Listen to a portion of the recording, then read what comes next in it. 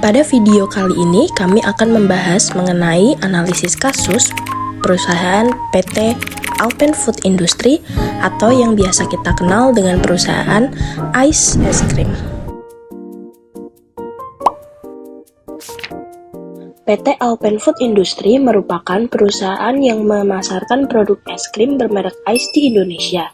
Perusahaan ini merupakan bagian dari Ice Group Holdings yang didirikan pada tahun 2015. Fokus utama Ice adalah menghadirkan es krim yang mengedepankan inovasi, kualitas rasa, serta menyebarkan gaya hidup sehat dan trendy untuk menjadikan hari-hari lebih indah, untuk mencapai mimpi menjadi merek es krim terpopuler di Asia Tenggara. Saat ini, Ice sudah memiliki 3 pabrik, PT Alpen Food Industry yang berlokasi di Cikarang, PT Ice Cream Jatim Industri yang berlokasi di Mojokerto, dan PT Ice Sumatra Industri yang berlokasi di Sumatera Utara. Es krim ini ternyata pada mulanya bermerek Baronet, tetapi pada tahun 2015, es krim yang diproduksi oleh PT Alpen Food Industry ini berganti nama menjadi Ice. Bahkan, pada tahun 2017, merek es krim ini berhasil meraih Excellent Brand Award 2017 di kategori merek es krim terbaik. Akan tetapi, di samping pencapaian tersebut, terdapat juga permasalahan yang dialami oleh perusahaan. Misalnya, penurunan upah, kondisi kerja ibu hamil pada malam hari, kontaminasi lingkungan, mutasi pekerja terhadap anggota serikat, hingga pemutusan hubungan kerja atau PHK. Di balik harganya yang murah dan digemari banyak orang itu, terdapat pula penderitaan dan perlakuan yang tidak manusiawi terhadap para buruhnya. Rasa yang nikmat bukan berarti nasib buruhnya juga ikut sejahtera. Jika ingin menjadi karyawan di perusahaan tersebut, para buruh harus membayar 2 juta hingga 3.500.000 rupiah untuk bisa bekerja di PT Alpen Food Industry. Ketidakadilan yang dialami oleh para buruh di antaranya yaitu yang pertama, semua buruh dikontrak serupa pekerja harian. Meski gaji pokok mereka sebesar 3.500.000 rupiah, namun terdapat potongan dengan perhitungan gaji pokok dibagi dengan jumlah hari kerja. Pemotongan ini bahkan tetap berlaku ketika buruh tidak hadir meskipun dengan alasan sakit. Padahal di dalam Undang-Undang Nomor 13 Tahun 2003 tentang Ketenagakerjaan dengan jelas menyatakan bahwa jika pekerja berhalangan hadir karena sakit, maka upah haruslah tetap dibayarkan. Permasalahan yang kedua yaitu buruh yang dikontrak selama 6 bulan hingga 1 tahun terus-menerus hanya menerima perpanjangan kontrak. Bahkan 16 orang mengalami perpanjangan kontrak kerja 4 hingga 8 kali. Dalam Undang-Undang Ketenagakerjaan tercantum bahwa perpanjangan kontrak paling lama adalah 2 tahun dan hanya boleh diperpanjang 1 kali saja selama 1 tahun. Jika melebihi waktu tersebut, maka demi hukum pekerja kontrak itu harus diangkat menjadi pekerja tetap. Sebanyak 281 orang operator produksi ternyata merupakan pekerja outsourcing yang disalurkan oleh PT Mandiri Putra Baksa. Berdasarkan keputusan Menteri Tenaga Kerja dan Transmigrasi Nomor 101 Tahun 2004 tentang tata cara perizinan perusahaan penyedia jasa pekerja atau buruh yang biasa disebut dengan Kepmen 101/2004. Pekerja outsourcing tidak dimaksudkan untuk pekerjaan yang berhubungan langsung dengan proses produksi. Kemudian, bidang yang diperbolehkan menggunakan pekerja outsourcing hanyalah keamanan, transportasi, catering, jasa kebersihan, dan pertambangan. Selain itu, PT Alpen Food Industry dilaporkan karena sering melakukan penahanan ijazah hingga memperkerjakan buruh tanpa surat perjanjian kerja. Bahkan, 50% pekerja tidak diikutsertakan dalam BPJS Ketenagakerjaan dan BPJS Kesehatan. Kemudian, penurunan upah. Pada tahun 2014 sampai 2016, PT Alpen Food Industry menggunakan klasifikasi baku lapangan Indonesia atau KBLI sebanyak 1.520 makanan terbuat dari susu yang diubah menjadi KBLI es krim pada tahun 2017. Sehingga nilai upah buruh mengalami penurunan dari upah sektor 2 menjadi upah minimum kabupaten. Jika mengacu pada upah minimum tahun 2019, maka buruh kehilangan upah sebesar 280 ribuan. Oleh karena itu, sejak tahun 2018, buruh telah memperjuangkan agar perusahaan memberikan tambahan upah. Namun, setiap tahun perusahaan hanya menaikkan upah sebesar 5.000 saja.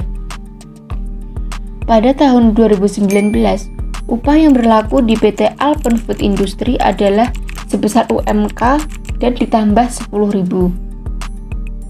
Kemudian dalam peraturan pemerintah nomor 78 tahun 2015 tentang pengupahan dijelaskan bahwa upah minimum adalah upah yang didesain untuk pekerja lajang dan upah bagi pekerja dengan masa kerja lebih dari 1 tahun atau lebih dirundingkan secara biparti. Penetapan besarnya upah berpedoman pada struktur dan skala upah dengan memperhatikan golongan, jabatan, masa kerja, pendidikan, dan kompetensi. Namun, dalam perkembangan perundingan, pengusaha memberikan nilai yang besar pada golongan, yakni 30.000 dikali jumlah golongan, sedangkan masa kerja hanya dihargai 5.000 per tahun. Pendidikan yang dihargai hanya untuk S1 dan tidak diperhitungkan kompetensi. Sebagai akibatnya, sebagian besar buruh PT Alpen Food Industry yang adalah operator produksi hanya merasakan manfaat kenaikan upah yang sangat kecil. Bagi seorang buruh, kompetensi memang sangat penting karena dapat memicu produktivitas kerjanya. Biasanya, bobot penilaian kompetensi dihitung dari kehadiran kerja tahun sebelumnya, sehingga pekerja akan terpacu untuk memperbaiki absen agar menjadi lebih baik dan produktif. Di sisi lain, pekerja yang memiliki jabatan merasakan kenaikan upah yang besar, sehingga alih-alih memperbaiki kinerjanya, pekerja malah lebih cenderung mengejar posisi. Adanya tambahan upah sebesar 700.000 bagi karyawan dinilai sebagai penyesatan, karena yang dimaksud dengan upah 700.000 per bulan itu adalah uang makan sebesar 15.000 per hari, karena perusahaan tidak menyediakan catering dan uang transport sebesar 5.000 per hari, ditambah dengan tunjangan kehadiran sebesar 200.000 per bulan yang hanya dapat diambil apabila tingkat kehadiran mencapai 100% tanpa sakit, izin, apalagi alfa. Hal ini sangat sulit dicapai oleh buruh operator biasa yang bekerja di bawah tekanan target, sistem rolling, dan kondisi kerja yang tidak memadai.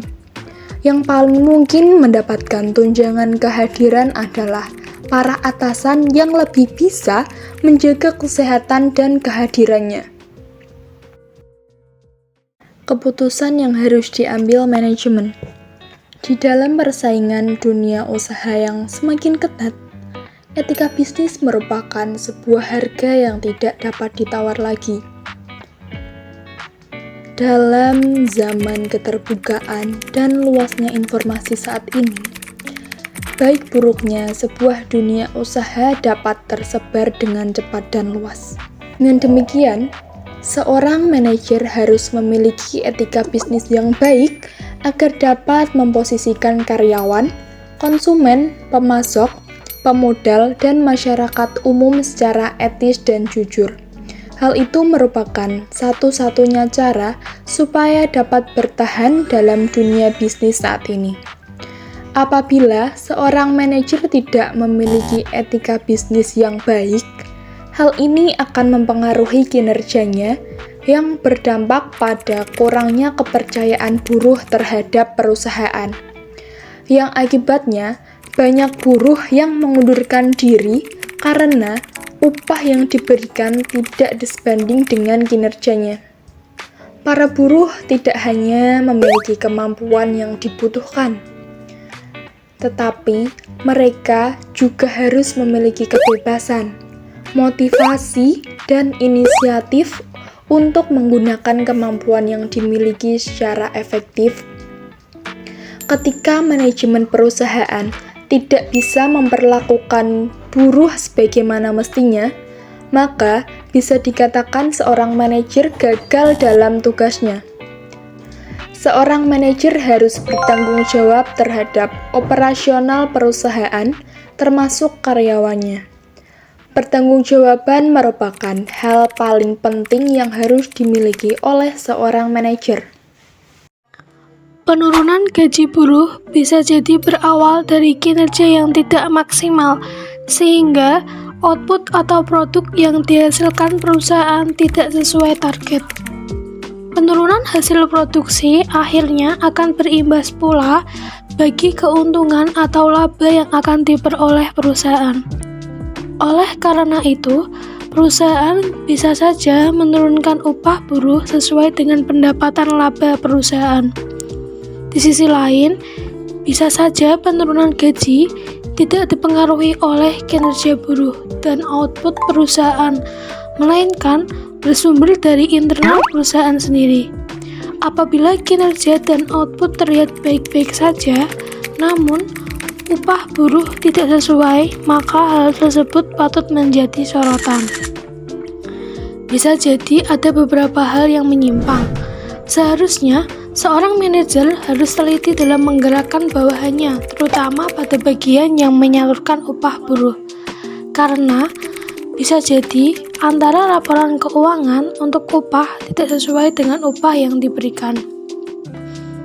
Untuk rekomendasi keputusan yang dapat diambil manajer yaitu sebagai berikut. Yang pertama, manajer harus mengubah sistem manajemen PT Alpen. Sebuah perusahaan akan berjalan dengan baik apabila manajemen dalam perusahaannya baik pula. Tidak hanya berorientasi pada laba, namun dalam sebuah perusahaan juga harus terjalin keseimbangan hubungan antar pihak. Seorang manajer harus bisa menghargai hak-hak para buruh. Perubahan manajemen perusahaan yang harus dilakukan misalnya yaitu dapat memberikan gaji yang layak bagi para buruh. Yang kedua, menaikkan beberapa persen harga produk ICE.